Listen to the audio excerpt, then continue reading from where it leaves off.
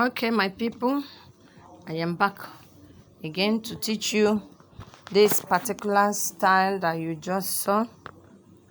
We're going to do a lot of craft, a lot of handwork, and as you can see, I'm measuring right now. This is 60 and above, so you can have it as many as possible. You can join the material and have as much as 90. The length can be as much as 90. I am trying to cut out my material by 3 inches. If you can have 3 inches by 90, you will be fine. Have it in 4 different places. 4 different places. 3 inches will be fine. Sometimes 4 inches will also be good, but 3 inches will make a better work. And after which you trim it off just the way you have seen me done. I tried to mark them. I just marked it with my pencil so that it will be straight enough. And after which I worked with my scissors. I used my scissors to carve out. The material you are seeing here is called scuba. Scuba will give you a thick work. Scuba is better than poly. They call it poly. And if the one called scuba is called also foam poly, and foam poly is far better than the other kind of poly or any other material for this particular design. Now I'm done cutting the 4 pieces, as you can see. Then I just want to make the base. I call it base. That is the turban. Yes, you have to work with the side that can draw, that has some elastic. Not every part can be that flexible, so you use the flexible side to make your edge. And here we are back to those 4 pieces. This is how you fold it. Look carefully how it is folded. Many people fold in different ways, but this is the way I like to fold. Just came out of my machine right now, and this is how it went. This is all how you are seeing it. And my turban also is sewn in this very form you have seen, so there is no particular rule over it. Just this particular shape you have seen me done, and you will come from the head. You leave few inches from the head, the back of the head, with your matching thread and needle. You sew and make it firm enough, after which you will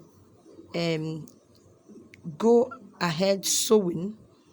And when you sew enough, you pull together. It will help to give it the right shape.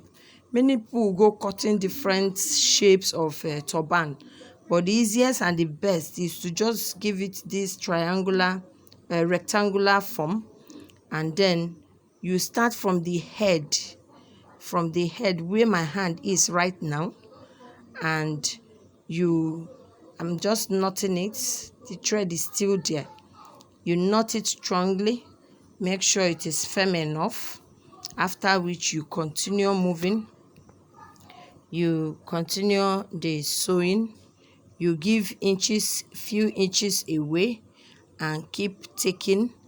After going around doing what you are seeing me do right now, you just pull. You pull and make it like a gather or a pleat.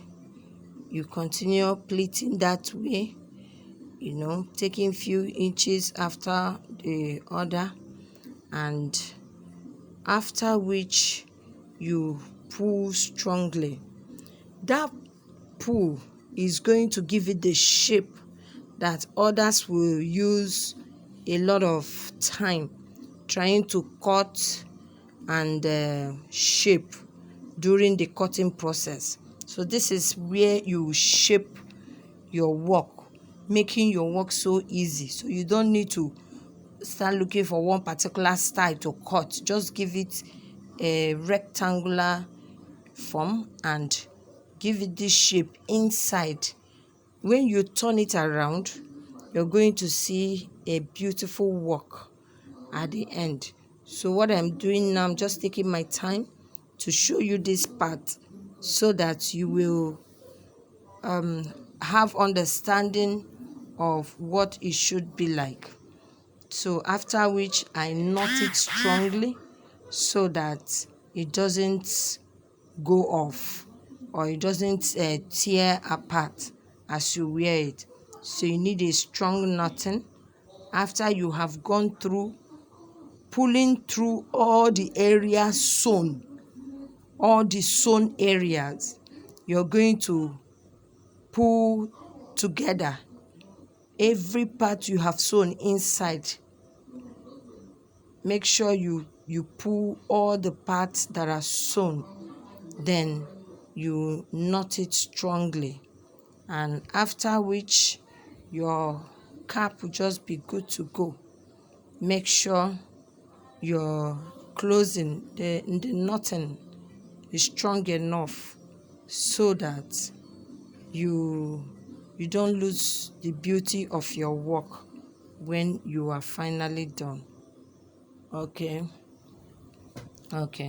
just as you can see me do, make sure you subscribe to this channel, Reverend Ifomamba Word TV. Make sure you subscribe. If you have any question, do go to the comment section and drop your comment, ask questions. I'll be there to attend to you. Okay, so right now I am done tagging. I've just turned it. As you can see me, I'm turning it right now, and you can see that the work is now shaped different from how it was cut earlier. Okay, you can go ahead to iron if you want to. If not, this is the outcome. You can see the beautiful girl wearing just the turban, and isn't she lovely? Okay, that is it. We're going to keep this apart now so that we will work with the knitting work with the remaining pieces. Okay, so when you collect the pieces together, all the pieces, you join the heads together. You join all the heads. You join all the heads together and use your matching thread and needle and tag them together, head to head, the same way, the same line. You tag the whole work together. When you are done tagging together, you knot it strongly so that you will be able to it will last for you. It wouldn't need to cut off. So just pull strongly and knot. Okay, make sure you subscribe to this channel. If it is adding value to you, subscribe, like it, and comment. Make sure you comment on the comment section or ask questions where necessary. I am taking my time to show some of these things because many times these are things we watch on the net, and many times people don't get to understand what is being taught because most things are done off camera. So I've just decided to show the basics so that we understand how it's done. Now I'm done tagging and I'm now trying to separate the four heads apart. I'm trying to separate them now. I've just separated. This is 1, 2, 3, 4. All of them, and as you can see, they are all standing apart, ready to be used for work. You're going to take one of the strands, one of the ropes, and form a loop there. Form a loop. Take the next one next to it, flap it over it, and you continue going round that way. It has to land on its own line. Don't cross it over any other. They all continue to go line by line. You can see this line going this way and this other line. Then finally you take the last one and put it through that loop there. Yes, put it through this loop and pull. As you pull it, you go back to the first strand and pull it. By that, you will form this basic foundation for this, as you can see. Then you take another one. It has to be 4. If it is 4 different parts, this way you'll be sure you've gotten it. You've just taken any other one of your choice. Go this other way this time, anti-clockwise. Continue to pull. Don't cross. Don't make sure each of them passes through their own side of the rope. Every rope is going at one corner, one end. They continue going that way. Don't pass it from east to west, from north to south. Just continue passing it back, front, just like you can see. Take your time to watch it again and again. I am very sure you will understand it because it's very simple. I close my eyes to do this and I get it perfectly. So you continue pulling it the way you are watching me do it now. I've gotten another east, west, north, and south spot, as you can see. That is it. 1, 2, 3, 4. You take another one again. You continue that way. But I'm going to have to show you for a longer period so that you get to understand. Take this and cross over. The first time any first one you do, you must create a loop. That loop will help to secure the work you are doing. And once you are done passing through, you pull the way you are seeing the pull go on now. You continue to pull it and you continue to get a good result. And if at any point you don't get this result, stop and start again. You continue to pull. You continue to throw them aside. This is, yes, another one. This, then we go through the loop and you pull. And pull the other way and continue to pull the 4 of them to adjust them perfectly. Yes, that is it. And you form yet another one. It has to continue this way. If you look at what I am doing, is building gradually. You drop each on the spot where they are coming from. Continue to drop each on the spot where they are coming from. The last one has to pass through the loop, which is what you are seeing right now. Okay, yes. While you make it firm enough, you can see it's already coming out. The shape is already getting out. You can see it. So you go all over again.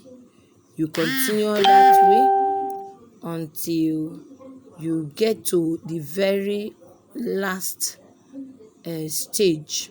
But we are still moving. As you can see, the work is still on.